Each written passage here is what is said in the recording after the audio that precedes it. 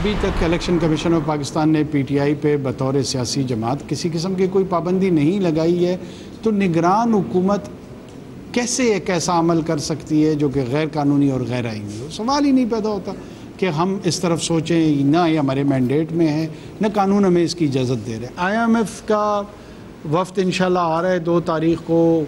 हमने अपने targets achieve किए हैं, revenue targets are being met, तो वी आर क्वाइट कंफर्टेबल कि हमारे उनके साथ negotiations for the second tranche वो बहुत सक्सेसफुली कंक्लूड हो जाएंगे। वोट डालने के लिए बेचैन हूँ, चाहते हैं मुल्क में एक मुस्तकिल हुकूमत आए। निगरान वज़ीर आज़म अनवारुल हक काकड़ की लाहौर में मीडिया से गुफ्तगू। कहा, किसी जमात पर पाबंदी लगाना निगरान हुकूमत का मैंडेट नहीं, इंतखाबात की तारीख इलेक्शन कमीशन ही देगा। IMF का वफ्द 2 नवंबर को पाकिस्तान आ रहा है। कानूनी तौर पर रजिस्टर्ड अफगान मुहाजिरीन को वापस नहीं भेज रहे। दुनिया में कोई मुल्क गैर कानूनी तारकीन को नहीं रखता। किसी के असासे हथियाना या कब्जे करना हमारा मकसद नहीं। इसराइल की जहारियत का कोई जवाब पेश नहीं किया जा सकता। मुस्लिम लीग नून आने वाले इंतखाबात के लिए इंतखाबी अमल का फौरी आगाज़ करेगी। 10 नवंबर तक कौमी और सूबाई असम्बली के उम्मीदवारों से पार्टी के टिकट के लिए दरख्वास्तें हासिल की जाएंगी। कायद नवाज शरीफ ने यह भी फैसला किया है कि वो 4 सूबों का भी अनकरीब दौरा करेंगे और वहाँ पर मुस्लिम लीग नून की क़यादत के अलावा मुख्तलिफ शोबाए ज़िंदगी के अफराद से भी मुलाकातें करेंगे।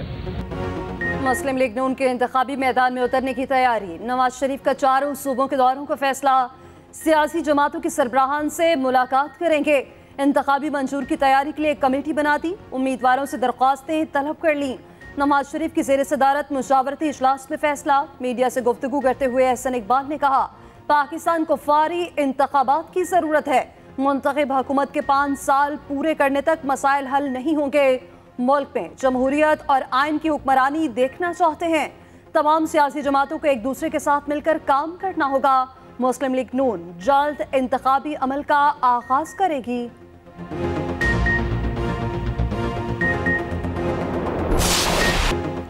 अदालतें नैब केसेस का ट्रायल जारी रखें, फैसला ना दें। नैब तरामीम केस का फैसला मुअत्तल करने की इस्तदा मुस्तरद। नैब तरामीम intra court appeal practice and procedure act के तफसीली फैसले से मशरूत। तफसीली फैसला आने के बाद इंट्रा कोर्ट अपील दोबारा मुकर्रर करने का हुक्म। चेयरमैन PTI, अटॉर्नी जनरल और तमाम एडवोकेट जनरल्स को नोटिस जारी। अदालती हुक्मनामे की कॉपी चेयरमैन PTI को जेल में भिजवाने की हिदायत। चीफ जस्टिस काजी फायज ईसा ने रिमार्क्स दिए, नैब तरामीम से सिर्फ फौरन तब्दील हुआ, कोई इल्जामात से बरी नहीं हुआ।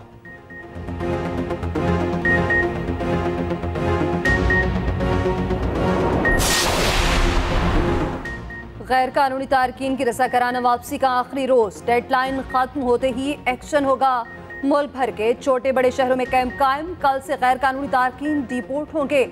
जायदादें जब्त की जाएंगी। बड़े पैमाने पर मैपिंग और जियो फेंसिंग के जरिए मशकूक अफराद की निशानदही कर ली गई। पेशावर में गैर कानूनी अफगान तारकीन की वापसी के लिए रजिस्ट्रेशन कैंप कायम। गैर कानूनी तारकीन की वापसी के लिए तुरखम बॉर्डर रात 9 बजे तक खुला रहेगा। बहुत खुश है पाकिस्तान से, सही है। इज्जत में मजदूरी किया, कारोबार किया, अल्लाह इन लोगों को खुश रखे। अपना मुल्क चाहता है, हम मुल्क में या वीज़ा या पासपोर्ट बना के फिर इंशाल्लाह। माशाल्लाह जितना अरसा भी हम लोगों ने पाकिस्तान में गुजारा है, भले गवर्नमेंट हो आवाम है, हमने बहुत अच्छी तरह से अपनी ज़िंदगी गुजारी है। अब भी हम खुश है। गैर कानूनी तारकीन की वापसी का सिलसिला जारी। अब तक 1,04,481 गैर कानूनी तारकीन वापस रवाना।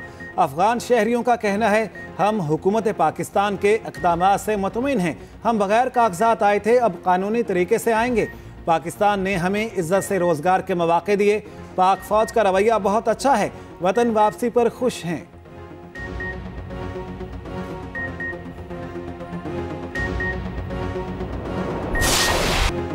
गजा में जिंदगी दम तोड़ने लगी। हर गुजरते दिन के साथ इसराइली बमबारी में इजाफा। इसराइली बमबारी से फ़लस्तीनी शहादा की तादाद 8,500 से भी बढ़ गई। शहादा में 4,000 मासूम बच्चे शामिल। जनूबी शहर रफा में घर पर बमबारी से 18 अफराद शहीद। शहादा में ज्यादातर खवातीन और बच्चे शामिल। अल शती कैंप में रिहायशी टावर पर हमले में 100 से ज्यादा फ़लस्तीनी शहीद। खान यूनिस में बमबारी से 93 अफराद जान की बाजी हार गए। काबिज फौज ने गजा में अल-कुद्स अस्पताल के अतराफ में भी मिसाइल दाग दिए। गजा के शुमाल से जनूब जाने वाली अहम सड़क बंद। दिन रात फिजाई हमलों ने गजा को मलबे का ढेर बना दिया। 45% रिहायशी मकान और इमारतें तबाह हो गईं। हमास ने इस्राएली टैंकों को धूल चटा दी। सेहूनी फौज की जमीनी कार्रवाई का मुंह तोड़ जवाब। इस्राएली टैंकों और बिल्डोजर्स का हमला पसपा कर दिया। हमास का कहना है इसराइल के खिलाफ जंग फैसला कुन मार्का है। हिजबुल्लाह ने जनूबी लबनान में इस्राएली ड्रोन मार गिराया। इस्राएली काफिले पर हमले करके फौजी गाड़ी तबाह कर दी।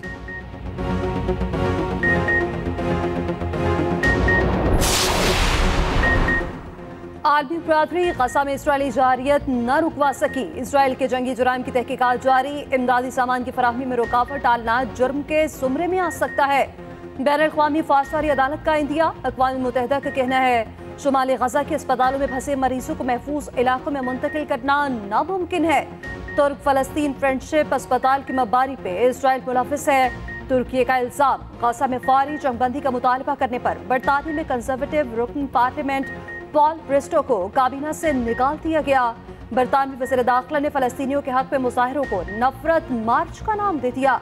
वर्ल्ड बैंक ने खबरदार किया कि गजा में इस्राएली हमलों से आलमी मंडी में खाम तेल की कीमत में दुगना इजाफा हो सकता है।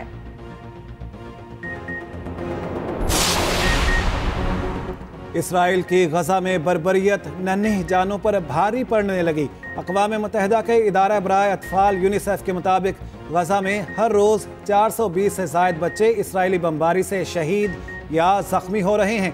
7 अक्टूबर से अब तक 3400 फ़लस्तीनी बच्चे शहीद जबकि 6300 शदीद ज़ख्मी हुए। यूनिसेफ के मुताबिक इसराइल में 37 बच्चे हलाक हुए।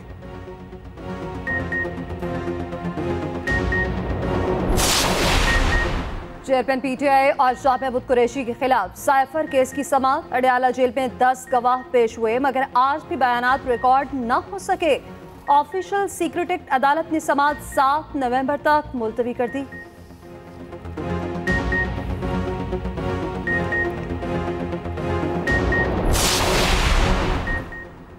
नौमई केस में JIT ने असद उमर को कल तलब कर लिया। इंसदाद दहशतगर्दी की अदालत ने असद उमर और दीगर मुल्जिमान की जमानतों में 22 नवंबर तक तौसी कर दी।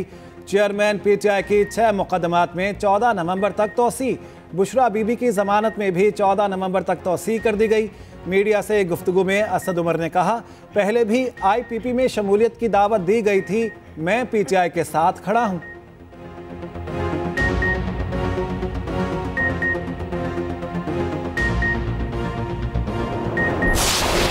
महंगाई की सताए अवाम को बिजली का एक और झटका देने की तैयारी।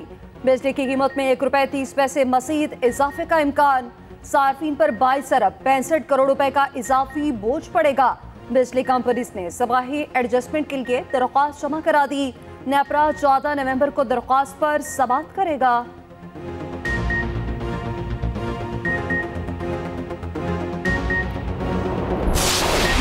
रोटी तंदूर और घरों को सपोर्ट और सब्सिडाइज किया गया है। लो इनकम कैटेगरीज हैं, जो मिडिल इनकम कैटेगरीज हैं, उनको रेट लो चार्ज किया गया है। अमीर आवाम को ज़्यादा चार्ज किया गया है। घरों को आज भी गवर्नमेंट 139 अरब की सब्सिडी दे रही है और उनका रेट 1000 रुपये रखा गया है, जो कि बाकी कैटेगरी से बहुत कम है। इंशाअल्लाह ताला आने वाले वक्तों में पाकिस्तान को अब गैस सेक्टर में कोई नुकसान नहीं होगा और फ्यूचर में गैस कीमत कंट्रोल में रहेगी।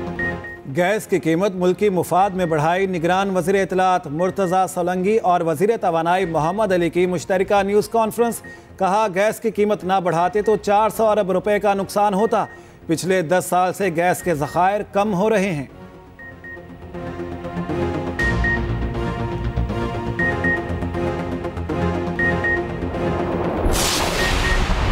पीपल्स पार्टी ने गैस की कीमतों में इजाफा मुस्तरद कर दिया। सेनेटर शेरी रहमान कहती हैं, 0.9 कप मीटर गैस के इस्तेमाल पर फिक्स चार्जेस 3900% बढ़ा दिए गए।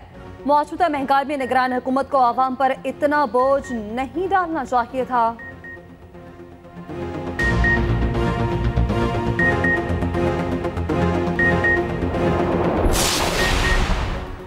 इलेक्शन कमीशन में निगरान वज़रा केस की समाअत। निगरान वफाकी वज़रा को ओहदों से हटाने की दरख्वास्त पर फैसला महफूज।